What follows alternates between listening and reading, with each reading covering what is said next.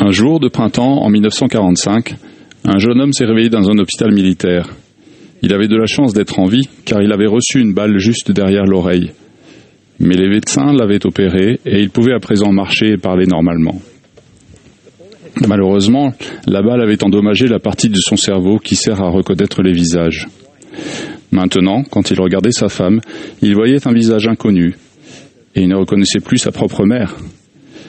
Même le visage dans le miroir lui était étranger, et il ne pouvait dire si c'était celui d'un homme ou d'une femme. Il était désormais atteint de cécité faciale, une maladie qui touche des millions de personnes. Les personnes atteintes de cécité faciale sévère essayent d'identifier les autres en mémorisant des règles, en reconnaissant leur fille à la position de ses taches de rousseur, ou un ami à sa démarche traînante.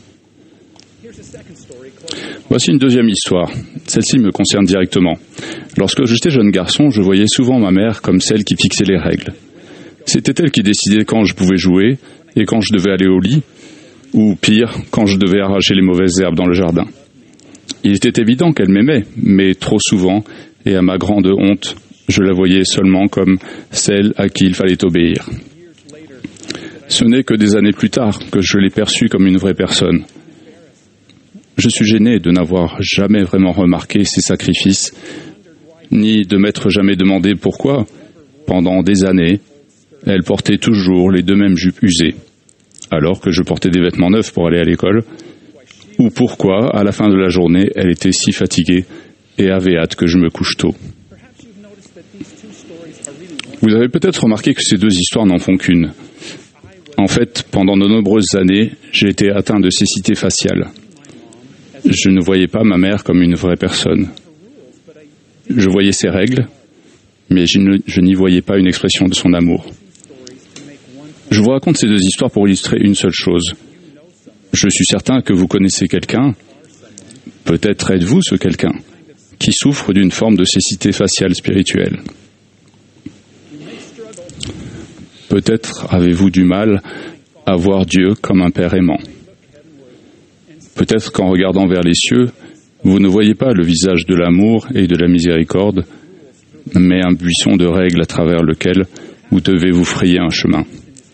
Peut-être croyez-vous que Dieu règne dans les cieux, qu'il parle par l'intermédiaire de ses prophètes et qu'il aime votre sœur, sans pour autant être certain de son amour pour vous.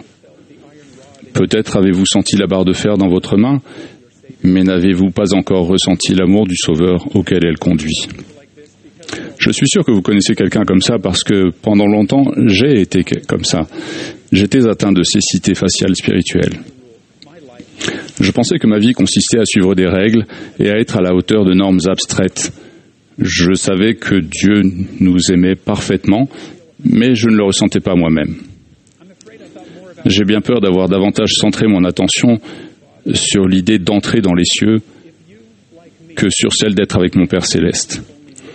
Que faire si, comme moi, vous remuez parfois les lèvres en playback au lieu de chanter le cantique de l'amour rédempteur? Comme nous le rappelle le président Nelson, la réponse est toujours Jésus. Et c'est une très bonne nouvelle. Dans Jean, il y a un court verset que j'aime beaucoup. Il raconte l'histoire d'un groupe d'étrangers qui se rendent auprès d'un disciple pour lui présenter une demande importante. « Seigneur, disent-ils, nous voudrions voir Jésus. » C'est ce que nous voulons tous. Nous voulons voir Jésus tel qu'il est et ressentir son amour. Cela devrait être l'objectif de l'essentiel de ce que nous faisons à l'Église et certainement de chaque réunion de Sainte Seine. Si vous vous demandez quel genre de leçon enseigner, quel type de réunion prévoir, ou si vous ne devriez pas tout simplement laisser tomber le collège des diacres et aller jouer au foot, vous pouvez vous servir de ce verset comme guide. Cela aidera-t-il autrui à voir Jésus-Christ et à l'aimer?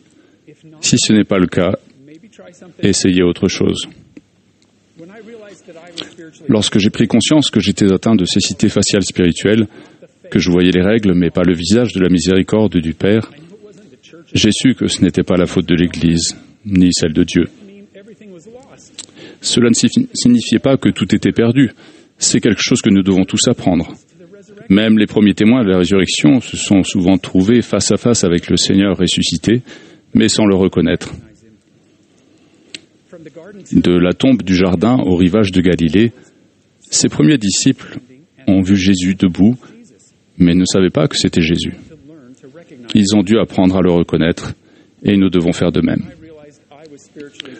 Lorsque j'ai pris conscience que j'étais atteint de cécité faciale spirituelle, j'ai commencé à suivre le conseil de Mormon de prier de toute l'énergie de mon cœur pour être rempli de l'amour promis à ses disciples, aussi bien d'amour pour lui que d'amour venant de lui, et pour le voir tel qu'il est et avoir cette espérance. J'ai prié pendant des années pour avoir la force de respecter le premier grand commandement, d'aimer Dieu, et pour ressentir cette première grande vérité, à savoir que Dieu nous aime de tout son cœur, de tout son pouvoir, de tout son esprit et de toute sa force. J'ai également lu et relu les 4 évangiles, non pas pour en extraire des règles, mais pour comprendre qui il est et ce qu'il aime. Et avec le temps, j'ai été emporté par le torrent d'amour qui se déversait de sa personne. Jésus a annoncé au début de son ministère qu'il était venu pour guérir ceux qui ont le cœur brisé, pour proclamer aux captifs la délivrance et aux aveugles le recouvrement de la vue. Ce n'était pas simplement une liste de choses à faire pour se donner une bonne image. C'est la manifestation de son amour. Ouvrez les évangiles au hasard. Presque à chaque page, nous le voyons s'occuper des personnes qui souffrent, socialement, spirituellement et physiquement. Il touche les personnes considérées comme souillées et impures et nourrit les affamés. Quelle est votre histoire préférée sur Jésus? Je soupçonne qu'elle montre le Fils de Dieu tendant la main à un marginal pour le prendre dans ses bras ou lui donner espoir. Le lépreux, le Samaritain détesté, l'accusé et le péché scandaleux ou l'ennemi de la nation. Cette sorte de grâce est merveilleuse. Essayez de dresser la liste de toutes les fois où il a loué les mérites des personnes en marge de la société, les a guéries ou a mangé avec elles, et vous serez à court d'encre avant la fin de l'évangile de Luc. Quand j'ai vu ces choses, mon cœur s'est rempli de reconnaissance et d'amour, et j'ai commencé à sentir que Jésus pouvait m'aimer. Le président Nelson a enseigné, « Plus vous en apprendrez sur le Sauveur, plus il vous sera facile d'avoir confiance en sa miséricorde et en son amour infini.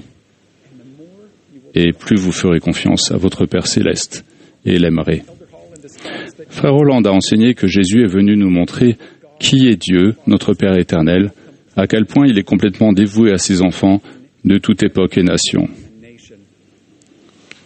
Paul dit que Dieu est le Père des miséricordes et le Dieu de toute consolation. Si ce n'est pas comme ça que vous le voyez, continuez d'essayer. Les prophètes nous invitent à rechercher sa face. Je considère cela comme un rappel que nous adorons notre Père, pas une formule, et que nous n'aurons pas terminé tant que nous n'aurons pas vu Jésus comme le visage de l'amour de notre Père et ne l'aurons pas suivi, lui, et pas seulement ses règles.